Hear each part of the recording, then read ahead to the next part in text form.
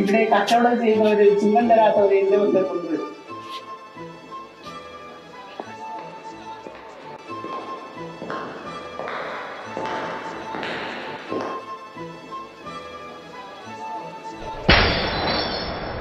ഇവിടെ കച്ചവടം നടത്തുന്നവർ കൃത്യമായി ചിഹ്നം നൽകണമെന്നറിയില്ലേ?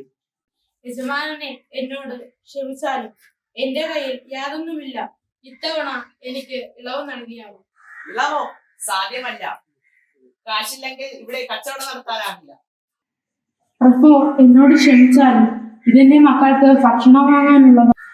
എന്റെ കയ്യിൽ ഇത്രയേ ഉള്ളൂ. അത് ശരി, കാശുണ്ടായിട്ട് നീ നൽകാത്തതാണല്ലേ അഹങ്കാരം. അതിനെടുക്ക്.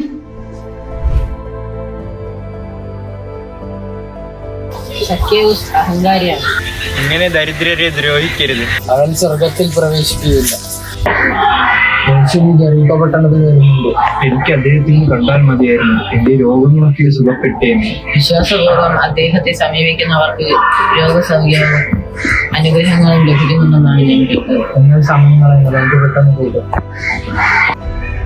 കുറച്ചു നാളായി കേൾക്കുന്നു യേശു എന്നൊരു നാമം. ആരാണ് അവൻ?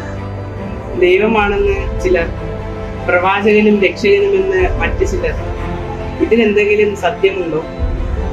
അവരെ കാണാൻ പോയാൽ എനിക്കും എന്തെങ്കിലും കിട്ടുമോ? എന്തായാലും പോയി നോക്കണം.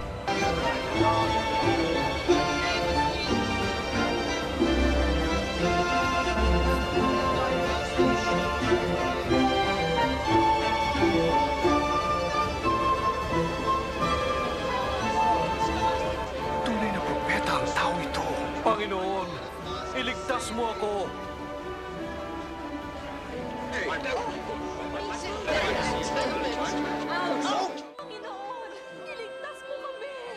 Purihin ng Diyos. Ituro mo sa amin ang daan, Panginoon. അതാ ഒരു ചുങ്കക്കാരൻ. സഖ്യവു, വേഗം താഴെ ഇറങ്ങി വരിക. ഇന്ന് എനിക്ക് നിന്റെ വീട്ടിലാണ് താമസിക്കുന്നത്. എന്റെ വീട്ടിലോ? അവന്റെ വീട്ടിൽ താമസിക്കാൻ ആരാണ് ഇഷ്ടപ്പെടുക?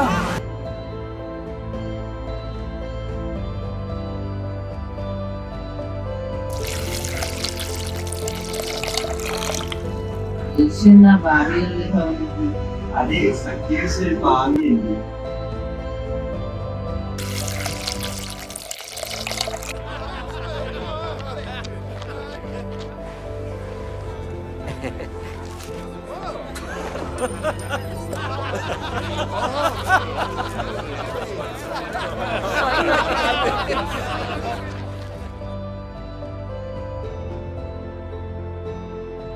സഹോദര, എന്നോട് ക്ഷമിച്ചാൽ.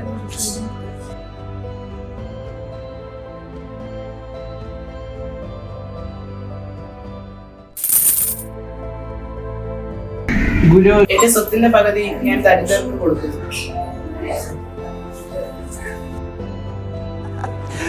ചുങ്കക്കാരൻ താൻ പിരിച്ചു കെട്ടി ചുങ്കം മുഴുവൻ തിരിച്ചു കൊടുക്കുന്നു. അസാധ്യം. എനിക്കത് വിശ്വസിക്കാൻ പോലും സാധ്യമല്ല. ഗുരു, ഞാൻ ആരുടെയെങ്കിലും വക പലിശ ചേർത്തിട്ടുണ്ടെങ്കിൽ 4 ഇരട്ടിയായി തിരികെ നൽകുന്നു. ഇന്ന് ഈ വീടിന് നിശ്ചയമായും രക്ഷ കൈവന്നിരിക്കുന്നു.